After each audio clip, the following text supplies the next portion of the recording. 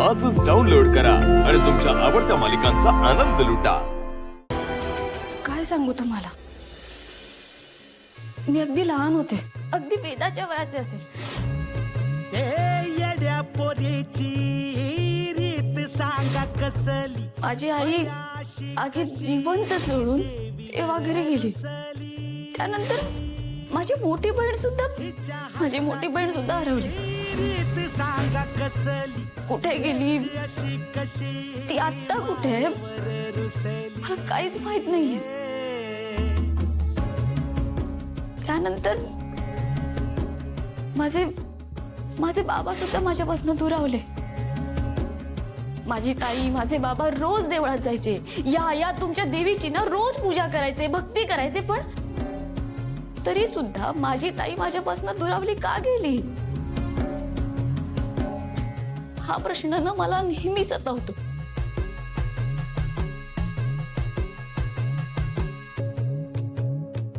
जेव्हापासून मला समजायला लागलंय ना, तेव्हापासूनच मी शपथ घेतली, जोपर्यंत माझी बहीण मला भेटत नाही तोपर्यंत मी या तुमच्या देवीचं ना तोंडही बघणार नाही।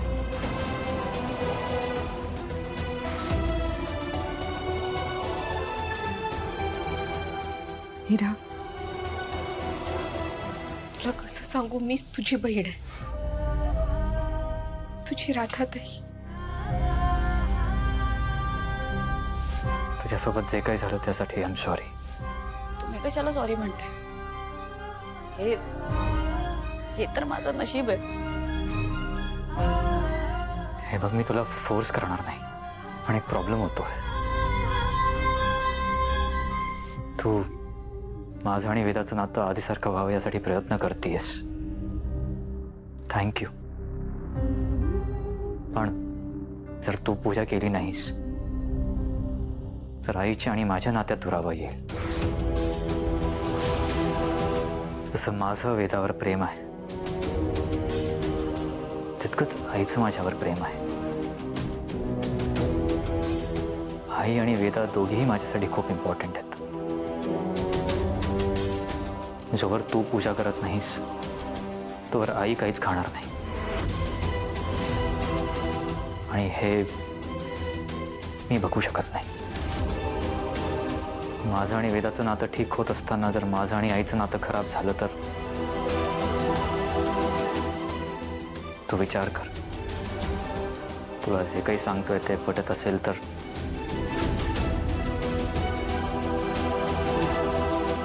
शेवटचा निर्णय तुझाच असेल।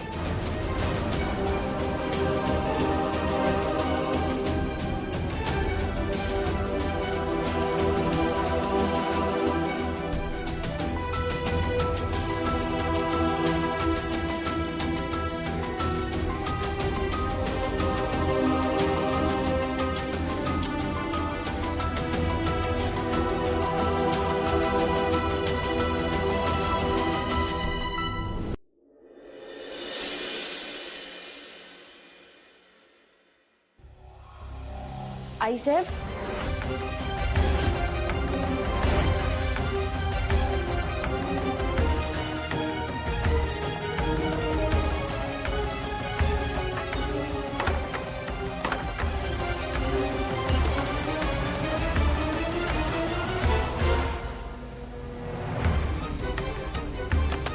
आई साहेब,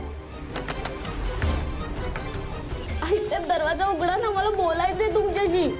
आई साहेब, हे बघा, तुमचा किंवा देवीचा अनादर करायचा, अपमान करायचा असं माझ्या मनात नाहीये।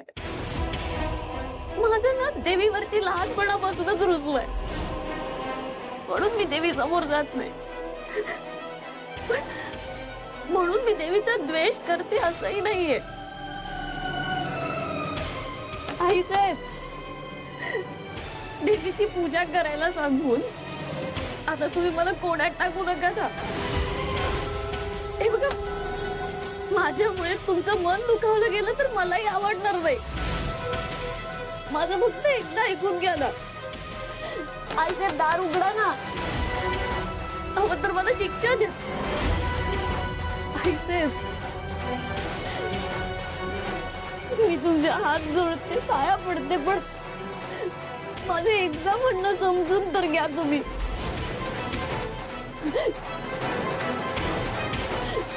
मला तुम्ही हवं तर शिक्षा द्या, फक्त देवीचा कौल घ्यायला सांगू नका ना. पैसे ऐकताय ना, बोला ना काहीतरी. एकदा दार उघडा, एकदा माझं म्हणणं समजून घ्या ना आईसाहेब.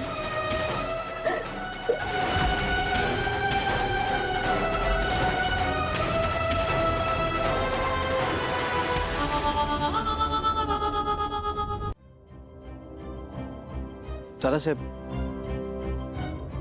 मंजिरी मामी खूपच अपसेट झाली. तिने स्वतःला लॉक करून घेतलंय रूम मध्ये. मी रिक्वेस्ट केली त्यांना, मामी डोअर ओपन करा, डोअर ओपन करा, पण नाही ऐकत आहे.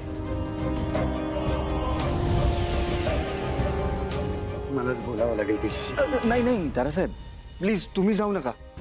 नाही, काय आहे की मामी ऑलरेडी तुमच्यावर खूप रागवली आहे. त्यात अजून तुम्ही गेलात तर राग वाढेल तिचा.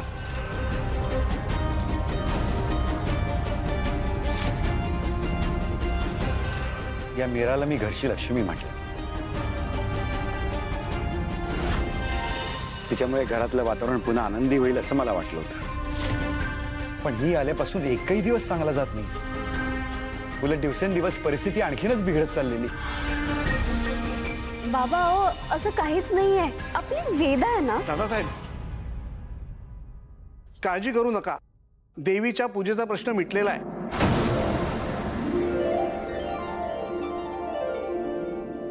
बघा, मी म्हणाले होते ना, मीरा वहिनी पूजेला तयार होणार म्हणजे होणार.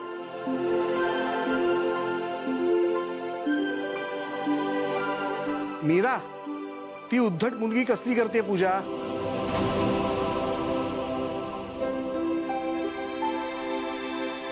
पूजा माया करणार आहे. माया कशी करू शकते पूजा? घरची सून मीरा वहिनी आहे ना. आणि हाच तर मायाचा मोठेपणा आहे. तिने स्पष्ट सांगितलं, या घरची सून पूजा करत नसेल तर देवीची पूजा तशीच ठेवून चालणार नाही. मी करेन पूजा.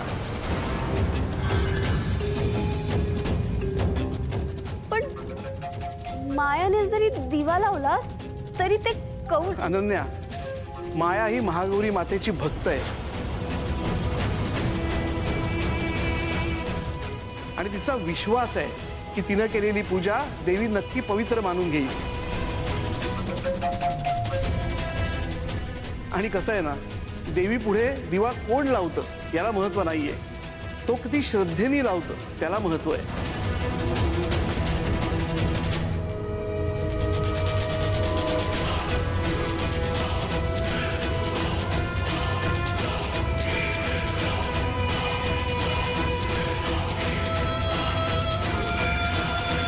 काहीही करून मीराला कौल लावावाच लागेल.